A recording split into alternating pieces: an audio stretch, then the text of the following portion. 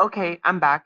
Now I'm going to introduce you guys to the artwork Rhythm Zero and share how the artist Marina Abramovic incorporated silence in this piece. This piece consists of 72 objects she had arranged on a table, which included a saw, paint, scissors, perfume, and a loaded gun, with a nude woman, which is in fact the artist herself, standing next to the 72 items for a 6-hour period. This was one of the original photography of the art performance, Rhythm Zero.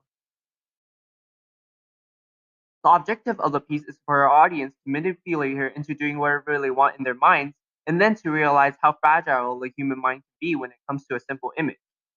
Abramovic wanted her piece of work to be considered irreplicable to hint to the audience the majesticality of her art form. Of course, Abramovic was required to be silent during her presentation. She explained how silence helps the audience think and also thickens the air to intensify her work.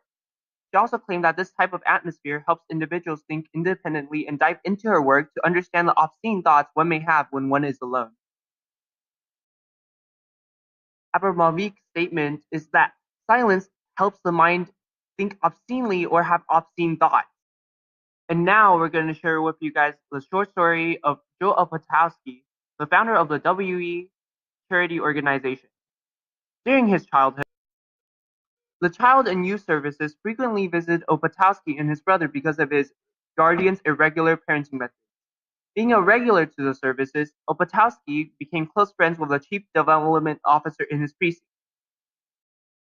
Eventually, during his teenage years, Opatowski decided to help the services for their cause, in their way to improve local communities and help the children in need of communicational support.